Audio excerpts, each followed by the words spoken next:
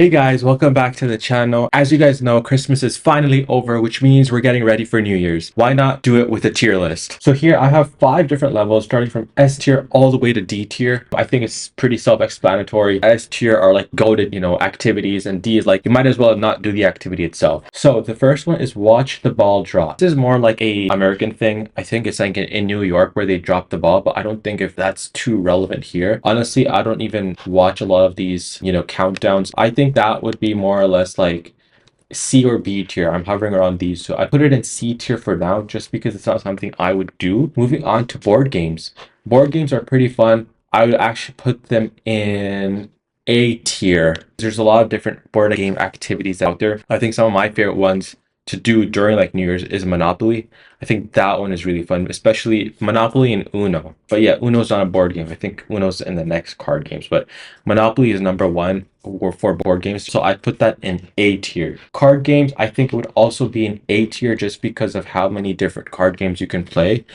Uno being number one, you can have so many participants in Uno. I mean, the more people there are for that game, the better. And I would put that in A tier. Moving on to exchanging notes. Honestly, I'm not a big fan of this. I just don't really see any point of it. It's not like it's Valentine's Day or like some other holiday. I think I would put that in D tier just because you can't really do much with it. Go to a festival. I'm the type of guy that would like to spend time at home during New Year's Eve just because of how crowded it's going to be at these festivals, right?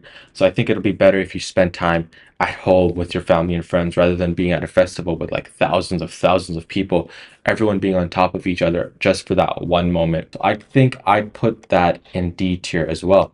Jigsaw puzzles, actually never done jigsaw puzzles, done Jenga, but that's pretty much it. And I think that is considered jigsaw. I'd put that in B tier because I think board games and card games can go above it. You know what? I think we can actually move board games to S tier. Those are goated in my opinion. I don't know.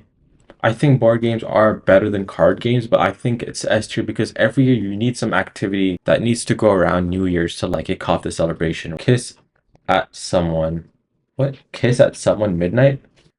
Not a big fan of this one either. I think I'd put this B above jigsaw puzzles. I think that's a respectable score for that.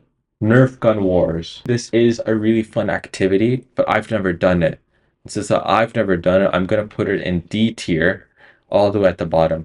If it's like, during the day when you have like solid teams and the weather's nice outside, then I think a Nerf gun war would actually work. But I think with the weather like this during New Year's, especially like if you're in a cold climate, I don't think a Nerf gun war would be worth it. Go to a New Year's ball. See, I'm not a fan of this either, but I'd put this in C tier. I think that's a respectable score. Make resolutions. Ooh, I think this is a goated. This activity is goated. I put this above board games just because you see like January 1st, everyone who has the New Year's resolution of like, being fit, they end up going to the gym and don't even know how to use a machine. Although a lot of the resolutions are far-fetched, it's not something that's attainable that much. It's good to see what people want to achieve in the upcoming year. So I'd put that in S tier. Ooh, party video games. I think this is also in S tier. I think like for me, I love playing Mario Kart around New Year's time.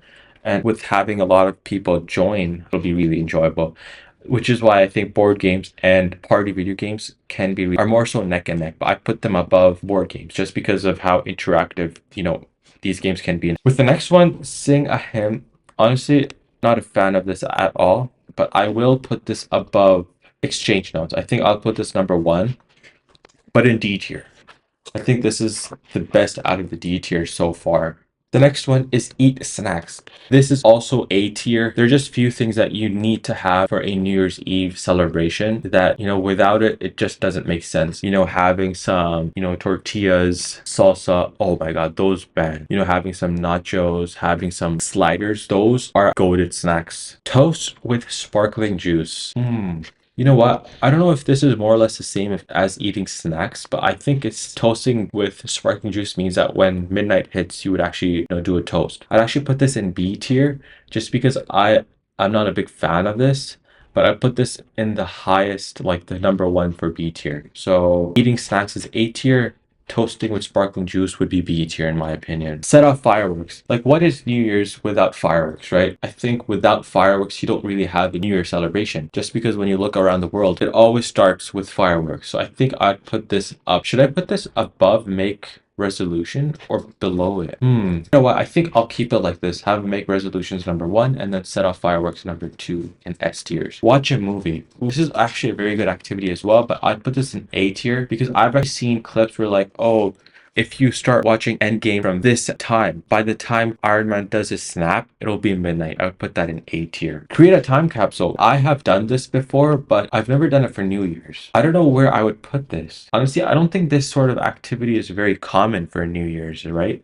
So I think if we put this in like C tier, but in the highest, I think that is a respectable score because of, isn't like you create the capsule and then you would open that capsule after a year, but aren't you supposed to wait longer? I don't know, but I think C is good because I don't know if that's an activity that a lot of people normally do. Outdoor antics. I put this in low C tier just because when you think about New Year's parties, New Year activities, it's always done when the sun goes down, right?